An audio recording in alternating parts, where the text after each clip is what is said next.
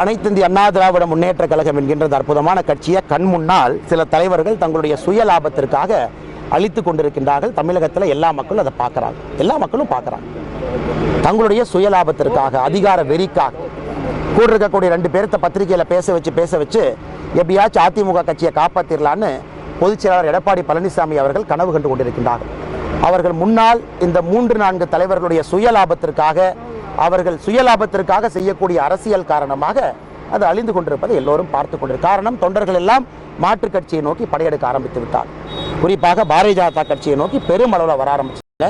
அதனுடைய தாக்கம் 2024 பாராளுமன்ற தேர்தலில் பாரதிய ஜனதா கட்சியினுடைய வாக்கு சதவீதத்தை நாம் எல்லாம் பார்த்து கொண்டிருக்கின்றோம். இது முதல் விஷயம். இரண்டாவது, நம்பிக்கை துரோகி அப்படிங்கிற பேர் ஒருத்தருக்கு பொருந்தும் அப்படின்னா அது எடப்பாடி பழனிசாமி அவர்கள். நம்பிக்கை துரோகி, அதாவது பிரதமர் அவர்கள் கூட்டிட்டு போய் டெல்லியில பக்கத்திலே உட்கார வைப்பார்.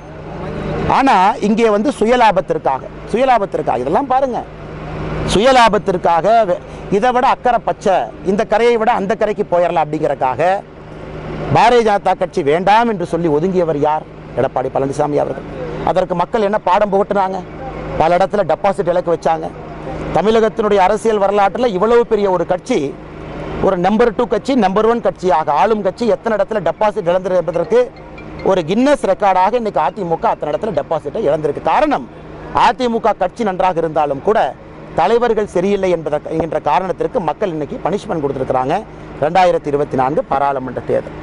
எடப்பாடி பழனிசாமி அவர்கள் பாராளுமன்ற தேர்தலுக்கு 134 தேர்தல் வாக்குறுதி கொடுத்திருக்காரு. எப்ப நிறைவேற்ற போறாரு?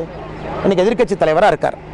2024 பாராளுமன்ற தேர்தலுக்கு எடப்பாடி பழனிசாமி அவர்கள் 134 தேர்தல் வாக்குறுதி தமிழக மக்களுக்கு கொடுத்தார். எப்ப நிறைவேற்ற போறாரு?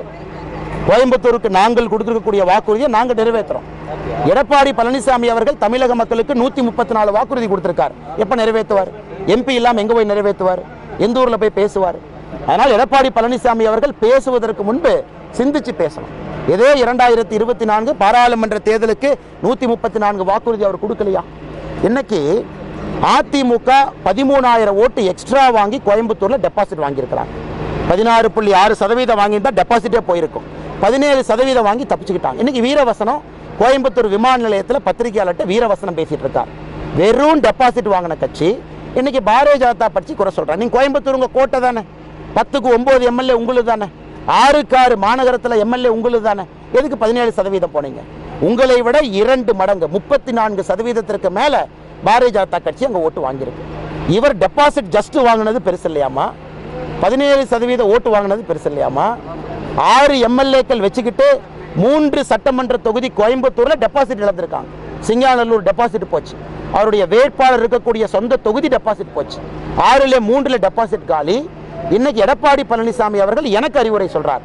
இந்த கட்சியை எப்படி வழிநடத்த வேண்டுமா, நான் எப்படி மாநில தலைவராக இருக்கணுமா, பாரதிய ஜனதா கட்சி நான் எப்படி வளர்த்தணுமா? அதனால அவங்க கட்சி கண் முன்னாடி கரைஞ்சிக்கிட்டு இருக்கு கரையானை போல. அவரு கட்சி கோயம்புத்தூர்ல டெபாசிட்டை ஜஸ்ட் வாங்கியிருக்கிறாங்க. 3 சட்டமன்ற தொகுதி கோயம்புத்தூர்ல டெபாசிட் போயிருக்கு. தமிழகத்தில் இத்தனை இடத்துல 3வது 4வது வந்திருக்கிறாங்க, டெபாசிட் இழந்திருக்கிறாங்க. அதனால் எடப்பாடி பழனிசாமி அவர்கள் கண்ணாடி எடுத்து ஒரு முகத்தை நல்லா பார்த்துக்கணும். நல்லா பார்த்துக்கிட்டா கண்ணாடி எடப்பாடி பழனிசாமி அவர்களுக்கு அறிவுரை சொல்லும். அதிமுகவினுடைய பொதுச் செயலராக எப்படி இருக்க வேண்டும் என்று கண்ணாடி எடப்பாடி பழனிசாமி அவர்களுக்கு அறிவுரை சொல்லும். ஆனால் எடப்பாடி பழனிசாமி அவர்கள் தயவு செஞ்சு எனக்கு அறிவுரை சொல்ல வேண்டாம்.